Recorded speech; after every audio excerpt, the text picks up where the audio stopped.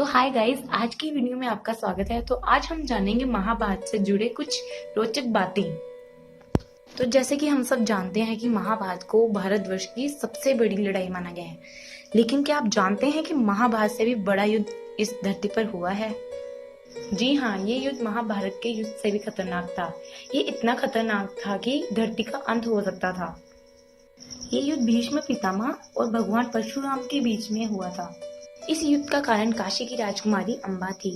भीष्म पितामह ने उससे शादी करने से मना कर दिया था, क्योंकि उन्होंने पूरे जीवन भर शादी ना करने का प्रण लिया था। इस कारण से काशी की राजकुमारी ने उनसे बदला लेने को चाहा और वह अपने लिए न्याय मांगने भगवान परशुराम के पास गई। न्याय दिलाने के भगवान परशुराम ने भीष्म पितामह से युद्ध किया और ये युद्ध बहुत भयानक हो चुका था। इस युद्ध को भगवान शिव ने खुद रोका और संसार को तबाही से बचा लिया। भगवान कृष्ण ने वचन दिया था कि वह युद्ध में हथियार नहीं उठाएंगे, और उधर दूसरी तरफ भीष्म पितामह ने दुर्योधन को वचन दिया था कि या तो वह शाम तक अर्जुन को मार देंगे या कृष्ण को हथियार उठाने पर मजबूर कर देंगे। युद्ध में भीष्म पितामह अर्जुन पर भारी पड़ रहे थे, और ये देख कृष्ण ने रथ का पहिया भीष्म पितामह की ओर फेंका। इससे अर्जुन की जान भी बच गई और भीष्म पितामह का वचन टूटने से भी बच गया। हस्तिनापुर एक समृद्ध राज्य था। उस समय हस्तिनापुर भारतवर्ष का सबसे ताकतवर राज्य माना जाता था, क्योंकि वह एक ऐसा राज्य था जहां पानी रोकने के सेतु, जिन्हें आजकल हम डैम कहते हैं, बनावटी झीलें और सिंचाई के साधन, सुंदर सुंदर स्मारकें, महान मंदिर, महल और महान ऋषि थे। इसलिए हस्तिनापुर उस समय का एक विकसित राज्य था। पांडवों के सबसे छोटे भाई सहदेव भविष्य देख सकते थे। पांडवों के पिता पांडु एक महाज्ञानी राजा थे। वह भूतकाल, वर्तमान और भविष्य तक देख सकते थे। उन्होंने एक दिन अपने पुत्रों को कहा कि जब उसकी मृत्यु हो जाए तब उसका शरीर वह पांचों खा लें, ताकि वह ज्ञान उनमें भी आ सके। पिता की मृत्यु के बाद किसी की हिम्मत ना हुई और उनमें से किसी ने पिता के शरीर को नहीं खाया, लेकिन सहदेव ने अपने पिता के सिर का थोड़ा सा हिस्सा खाया, जिससे उसमें शक्ति आ गई, जिससे वह वृक्ष देख पा रहा था।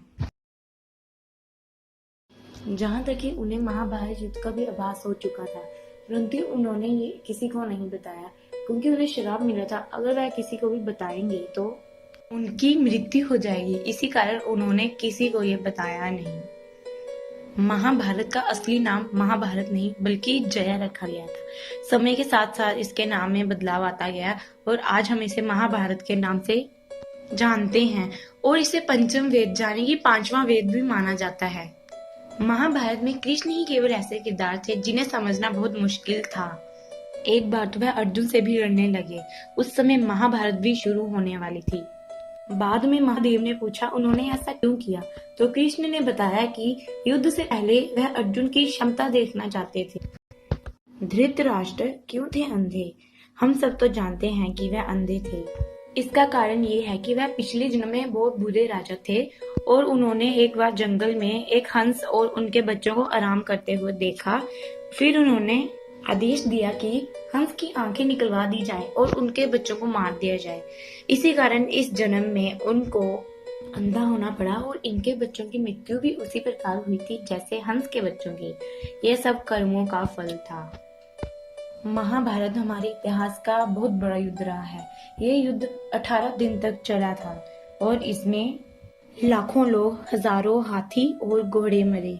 इससे इतना नुकसान हुआ कि कुरुक्षेत्र के मैदान में अभी भी इसके निशान मिलते हैं। ये युद्ध एक न्यूक्लियर वॉर के बराबर था। कौरवों में दो भाई ऐसे भी थे जो दुर्योधन का विरोध करते थे। वह विकर्ण और जुजुत्सु थे। विकर्ण ने कौरवों की तरफ से लड़ाई लड़ी, लेकिन जुजुत्सु ने पांडवों की तरफ से लड़ाई लड़ी, और वे एक केवल ऐसे कौरव थे जो युद्ध के बाद भी जिंदा रहे। बर्बरीक भीम के पोते और घटोत्कच के बेटे थे। उन्होंने तपस्या से 3 बहुत शक्तिशाली तीर प्राप्त किए थे। वह इन 3 तीरों से पूरी महाभारत का क्षण भर में ही अंत कर सकते थे, और वह केवल एक ऐसे योद्धा थे जो एक समय पर 3 तीर चला सकते थे। ये बात कृष्ण भी ये बात जानते थे।